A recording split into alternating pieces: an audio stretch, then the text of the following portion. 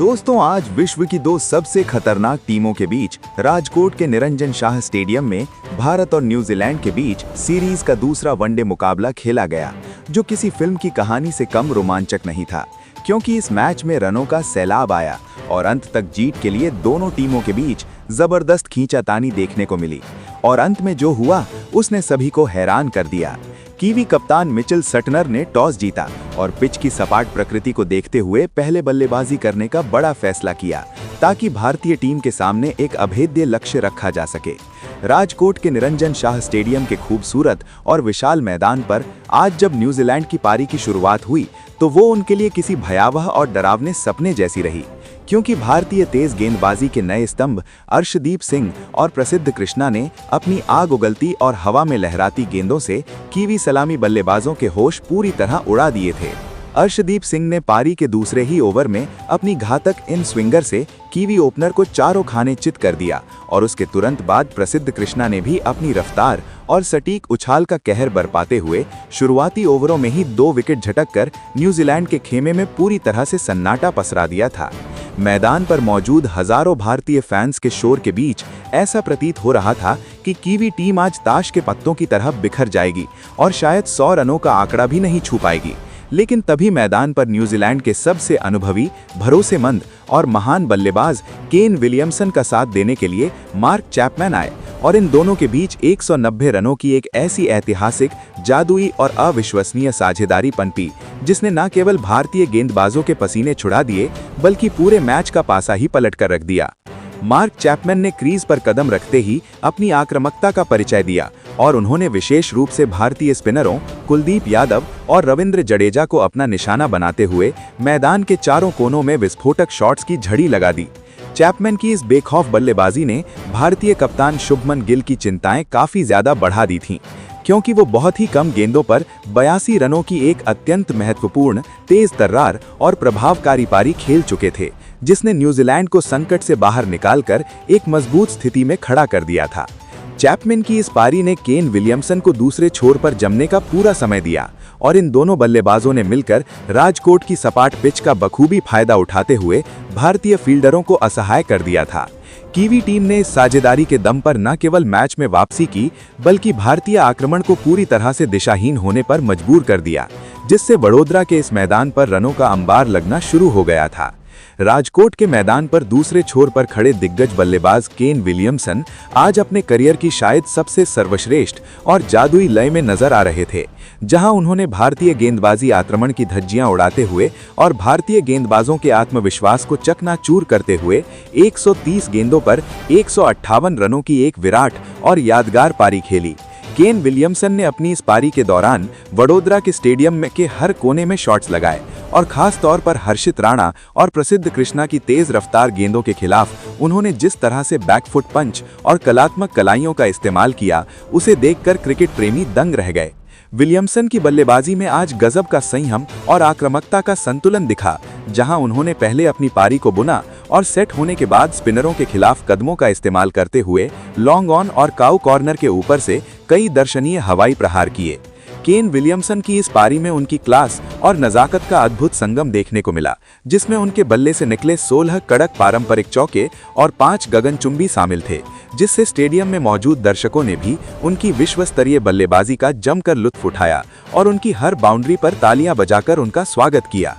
Mark Chapman के एक शानदार कैच के हाथों पवेलियन लौटने के बाद अनुभवी विकेटकीपर बल्लेबाज टॉम लेथम मैदान पर उतरे और उन्होंने भी क्रीज पर पैर जमाते ही विलियमसन का बखूबी साथ निभाना शुरू किया और बहुत ही चतुराई से स्ट्राइक रोटेट करते हुए 40 रनों का एक छोटा लेकिन बेहद प्रभावी योगदान दिया। कीवी पारी के अंतिम ओवरों में जब टीम को एक आक्रामक फिनिशिंग टच की सख्त जरूरत थी, तब माइकल ब्रेसवेल ने मैदान पर आते ही अपने हाथ खोल दिए और तूफानी अंदाज में मात्र 32 गेंदों पर 50 रन कूटकर भारतीय फील्डरों को पूरी तरह से असहाय कर दिया। ब्रेसवेल के इन प्रहारों ने भारतीय डेथ ओवरों के गेंदबाजों की लाइन और लेंथ को पूरी तरह से बिगाड़ दिया था और कीवी टीम के स्कोरिंग रेट को 7वें आसमान पर पहुंचा दिया था। इन सभी बल्लेबाजों के संयुक्त और शानदार प्रदर्शन की बदौलत न्यूजीलैंड की टीम ने निर्धारित 50 ओवरों के खेल के बाद स्कोर बोर्ड पर 340 रनों का एक विशाल और पहाड़ जैसा योग खड़ा कर दिया, जिसने भारत के लिए इस दूसरे वनडे को जीतने की राह को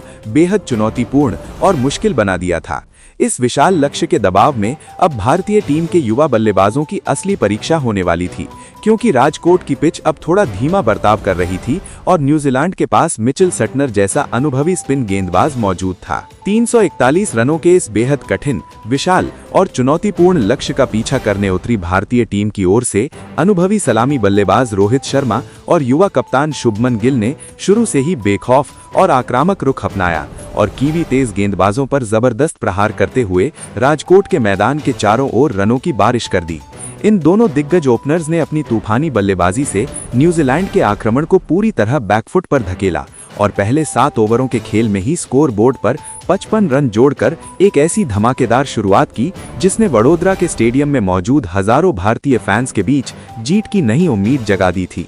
भारतीय पारी की शुरुआत में जब रोहित शर्मा और शुभमन गिल की जोड़ी न्यूजीलैंड के गेंदबाजों पर कहर बनकर टूट रही थी, तभी 8वें ओवर में गेंदबाजी करने आए कीवी टीम के चतुर और अनुभवी तेज गेंदबाज जेकब डफी ने अपनी रणनीति में एक बड़ा बदलाव किया और रोहित को फंसाने के लिए एक बहुत ही जबरदस्त गति से अंदर की तरफ आती हुई इन स्विंगर गेंद डाली, जिस पर रोहित शर्मा जैसा दिग्गज बल्लेबाज भी पूरी तरह से चकमा खा गया। रोहित शर्मा, जो कि उस समय बहुत ही शानदार और आक्रामक लय में दिख रहे थे और कीवी आक्रमण की धज्जियां उड़ा रहे थे, वो डफी की उस गेंद की अतिरिक्त स्विंग और पिच से मिलने वाले अप्रत्याशित उछाल को सही से भांप नहीं सके और गेंद उनके अनुमान से पहले ही शरीर के करीब आ गई। रोहित ने उस गेंद पर एक कड़क और जोरदार पुल शॉट खेलने का प्रयास किया, लेकिन गेंद उनके बल्ले के ऊपरी हिस्से यानी टो एंड पर लगकर मिड विकेट की दिशा में बहुत ऊंची हवा में टंग गई, जहां न्यूजीलैंड के तैनात फील्डर ने हवा के दबाव के बावजूद अपनी नजरें गेंद पर जमाए रखीं और कोई गलती न करते हुए एक सुरक्षित कैच लपक लिया,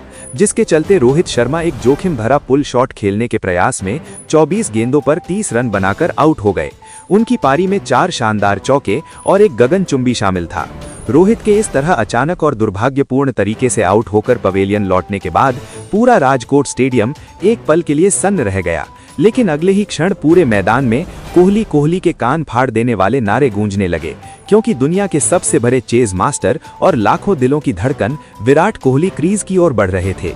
वडोदरा के इस ऐतिहासिक मैदान पर मौजूद हर एक प्रशंसक को विराट कोहली से आज एक बड़ी ऐतिहासिक और मैच जिताऊ पारी की पूरी उम्मीद थी, क्योंकि भारत को 341 रनों के इस विशाल लक्ष्य तक पहुंचाने के लिए किंग कोहली का क्रीज पर टिकना बेहद जरूरी था। किंतु आज क्रिकेट के भगवान को कुछ और ही मंजूर था और विराट की किस्मत ने उनका साथ नहीं दिया, क्योंकि 11वें ओवर में गेंदबाजी करने आए कीवी टीम के अनुभवी स्पिनर माइकल ब्रेसवेल ने अपनी जादुई फिरकी का ऐसा मायाजाल बुना कि विराट कोहली उनकी टर्न और फ्लाइट होती गेंद पर पूरी तरह बीट हो गए। विराट कोहली ने एक सीधा डिफेंस करने का प्रयास किया, लेकिन गेंद उनकी उम्मीद से अधिक टर्न हुई और उनके बल्ले को छकाती हुई सीधे पैड्स पर जा लगी, जिसके बाद अंपायर ने बिना देरी किए उन्हें LBW आउट करार दे दिया और कोहली 12 गेंदों पर मात्र 8 रन बनाकर पवेलियन की ओर लौट गए। उनकी पारी में सिर्फ एक चौका शामिल था। 67 रनों के मामूली स्कोर पर भारत के 2 बड़े और अनुभवी विकेट गिर जाने के बाद पूरी भारतीय टीम गहरे दबाव के दलदल में फंस गई थी और हार की काली परछाई वडोदरा के मैदान पर मंडराने लगी थी। ऐसे नाजुक और कठिन समय में क्रीज पर कदम रखा युवा और तकनीकी रूप से बेहद सक्षम बल्लेबाज आर्थुराज गायकवाड़ ने, जिन्होंने कप्तान शुभमन गिल के साथ मिलकर बहुत ही सूझबूझ, धैर्य और ठंडे दिमाग से पारी को धीरे धीरे आगे बढ़ाना शुरू किया। इन दोनों ने मिलकर सबसे पहले विकेट गिरने के सिलसिले को रोका और खराब गेंदों का इंतजार करते हुए सिंगल डबल लेकर स्ट्राइक रोटेट की, ताकि भारतीय टीम को इस गहरे संकट से बाहर निकालकर जीत की पटरी पर वापस लाया जा सके। भारतीय टीम के 2 बड़े विकेट गिर जाने के बाद कप्तान शुभमन गिल और ऋतुराज गायकवाड़ ने बेहद समझदारी दिखाई और जोखिम को पूरी तरह से कम करते हुए स्ट्राइक रोटेट करने पर अपना पूरा ध्यान केंद्रित किया, ताकि दबाव को कम किया जा सके। इन दोनों बल्लेबाजों ने राजकोट की पिच पर संभलकर बल्लेबाजी की और 20 ओवरों के खेल की समाप्ति के बाद भारत का स्कोर 2 विकेट के नुकसान पर 170 रनों के सम्मानजनक योग तक पहुंचा दिया, जहां शुभमन गिल 48 रन पर नाबाद थे और ऋतुराज गायकवाड़ 18 रन पर नाबाद रहकर अपनी नजरें जमा चुके थे। इसके बाद इन दोनों ने रण गति को तेज करने का फैसला किया और मैदान के चारों ओर गैप्स ढूंढकर बाउंड्री बटोरना शुरू किया, जिससे 30 ओवरों के खेल के बाद भारत का स्कोर 2 विकेट के नुकसान पर 170 रनों के सम्मानजनक योग तक पहुंच गया। जहां शुभमन गिल 80 रन पर नाबाद थे और ऋतुराज गायकवाड़ 45 रन पर नाबाद रहकर अपने अर्धशतक के करीब थे। शुभमन गिल ने यहां से अपना रौद्र रूप धारण किया और न्यूजीलैंड के गेंदबाजों पर किसी भूखे शेर की तरह टूट पड़े। जहां उन्होंने 34वें ओवर में गेंदबाजी करने आए अनुभवी मैट हेनरी की पहली ही गेंद पर एक्स्ट्रा कवर की दिशा में एक दर्शनीय और शानदार चौका जड़कर अपना बेमिसाल शतक पूरा किया, जिसके बाद पूरा राजकोट स्टेडियम भारत के नारों से गूंज उठा और भारत का स्कोर 200 रनों के पार चला गया। जीत के लिए अब अंतिम 16 ओवरों के रोमांचक खेल में 141 रनों की भारी भरकम दरकार थी और गिल तथा गायकवाड़ ने आक्रामक रुख अपनाते हुए कीवी आक्रमण की धज्जियां उड़ानी शुरू कर दी। लेकिन तभी 38वें ओवर में गेंदबाजी करने आए जेकब डफी ने अपनी एक चतुर स्लोअर बॉल पर गिल को पूरी तरह छका दिया। शुभमन गिल एक और बड़ा हवाई शॉट खेलने के प्रयास में गेंद की गति को भांप नहीं सके और बाउंड्री पर लपके गए, जिसके चलते शुभमन गिल 112 गेंदों पर 128 रनों की एक कप्तानी पारी खेलकर आउट हो गए। उनकी पारी में 14 कड़क चौके और 3 गगनचुंबी शामिल थे। शुभमन गिल के एक यादगार शतक के बाद आउट होने से मैदान पर थोड़े समय के लिए सन्नाटा पसर गया था, लेकिन तभी अनुभवी और भरोसेमंद बल्लेबाज केएल राहुल ने क्रीज पर कदम रखा और उनके आने से भारतीय टीम को एक नई मजबूती मिली। दूसरी ओर क्रीज पर पहले से ही पैर जमा चुके ऋतुराज गायकवाड़ ने अब जिम्मेदारी अपने कंधों पर लेने का फैसला किया और उन्होंने कीवी गेंदबाजों के खिलाफ अपने गियर बदलते हुए मैदान के हर कोने में आकर्षक प्रहार करना शुरू कर दिया। गायकवाड़ ने अपनी तकनीक और ताकत का बेजोड़ संगम दिखाते हुए कीवी स्पिनरों और तेज गेंदबाजों की जमकर खबर ली और 43वें ओवर में एक बहुत ही खूबसूरत कवर ड्राइव खेलकर राजकोट के मैदान पर अपना ऐतिहासिक और शानदार शतक पूरा किया, जिसे देखकर डगआउट में बैठे कोच और साथी खिलाड़ी खुशी से झूम उठे। हालांकि क्रिकेट अनिश्चितताओं का खेल है और इसी रोमांच के बीच 44वें ओवर में गेंदबाजी करने आए न्यूजीलैंड के कप्तान मिचेल सैंटनर ने अपनी अनुभवी और चतुर फिरकी का जादू दिखाया, जिससे मैच ने एक बार फिर करवट ले ली। सैंटनर ने गेंद की गति में थोड़ा बदलाव किया और हवा में थोड़ी फ्लाइट दी, जिस पर ऋतुराज गायकवाड़ गच्चा खा गए। गायकवाड़ कवर्स के ऊपर से एक ऊंचा और आक्रामक शॉट खेलने के प्रयास में गेंद को सही से टाइम नहीं कर सके और गेंद बल्ले के ऊपरी हिस्से पर लगकर सीधे फील्डर के हाथों में एक सीधा कैच थमा बैठी, जिसके चलते शानदार बल्लेबाजी कर रहे ऋतुराज गायकवाड़ 92 गेंदों पर 109 रन बनाकर आउट हो गए। उनकी पारी में 11 कड़क चौके और 2 गगनचुंबी शामिल थे। गायकवाड़ के आउट होने के बाद एक बार फिर मैच में रोमांच चरम पर पहुंच गया था, क्योंकि न्यूजीलैंड ने मैच में वापसी की हल्की सी उम्मीद जगा ली थी और भारतीय फैंस की धड़कनें तेज हो गई थीं। राजकोट के मैदान पर जब अंतिम 5 ओवरों का खेल बचा था तो भारत को जीत के लिए 41 रनों की एक कठिन और चुनौतीपूर्ण दरकार थी और पूरे स्टेडियम में तनाव का माहौल साफ महसूस किया जा सकता था, क्योंकि विकेट गिर चुके थे। ऐसे नाजुक समय में केएल राहुल का साथ निभाने के लिए भारतीय टीम के सबसे विस्फोटक बल्लेबाज ऋषभ पंत मैदान पर उतरे और उन्होंने क्रीज पर कदम रखते ही अपने स्वाभाविक और बेखौफ अंदाज में बल्लेबाजी करना शुरू कर दिया। पंत ने 45वें ओवर में गेंदबाजी करने आए जेकब डफी के खिलाफ पहली ही गेंद से मोर्चा खोल दिया और उनकी लाइन लेंथ को पूरी तरह से तहस नहस करते हुए उस एक ही ओवर में 2 गगनचुंबी और 2 अत्यंत कड़क चौके जड़कर मैच का पासा पूरी तरह भारत की मुट्ठी में कर दिया। पंत के इस जवाबी हमले ने कीवी कप्तान मिचेल सैंटनर को पूरी तरह से बैकफुट पर धकेल दिया था और भारतीय फैंस खुशी से झूम उठे थे, क्योंकि रनों का अंतर अब बहुत कम रह गया था। लेकिन क्रिकेट अनिश्चितताओं का खेल है और 46वें ओवर में जब जेकब डफी फिर से गेंदबाजी करने आए तो उन्होंने गजब की मानसिक मजबूती दिखाते हुए जबरदस्त वापसी की और ऋषभ पंत को अपने जाल में फंसाकर भारतीय खेमे की धड़कनें एक बार फिर से तेज कर दी। ऋषभ पंत एक और बड़ा हवाई शॉट खेलने के प्रयास में गेंद की गति को सही से भांप नहीं सके और गेंद बल्ले के ऊपरी हिस्से पर लगकर सीधे फील्डर के हाथों में समा गई, जिसके चलते ऋषभ पंत मात्र 8 गेंदों पर 24 रनों की एक छोटी लेकिन अत्यंत तूफानी और प्रभावकारी पारी खेलकर आउट हो गए। उनकी पारी में 2 शानदार चौके और 2 गगनचुंबी शामिल थे। पंत के इस तरह आउट होने के बाद एक बार फिर मैच में रोमांच वापस आ गया था, जो कि भारत को अब अंतिम 18 गेंदों पर जीत के लिए मात्र 11 रनों की जरूरत थी। मैदान पर अब सन्नाटा पसरा हुआ था और दबाव के इस माहौल में केएल राहुल का साथ निभाने के लिए अनुभवी ऑलराउंडर रविंद्र जडेजा क्रीज पर उतरे। केएल राहुल उस समय 44 रन पर नाबाद थे और बहुत ही संभल कर खेल रहे थे, जबकि जडेजा ने आते ही अपनी बॉडी लैंग्वेज से ये साफ कर दिया था कि वो मैच को अंतिम ओवर तक नहीं ले जाना चाहते हैं। इन दोनों अनुभवी खिलाड़ियों के कंधों पर अब जिम्मेदारी थी कि वे बिना किसी और नुकसान के भारत को जीत की दहलीज के पार ले जाएं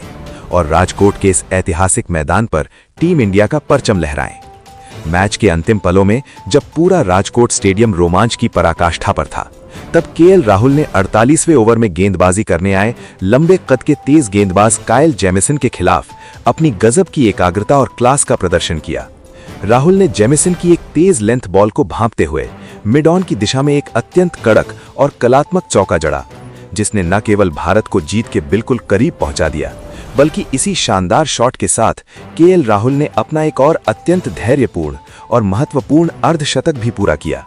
जिसके बाद वो 51 रन पर नाबाद रहकर भारतीय पारी को फिनिश करने की ओर बढ़ रहे थे। 49वें ओवर में गेंदबाजी करने आए कीवी टीम के सबसे सफल गेंदबाज जेकब डफी,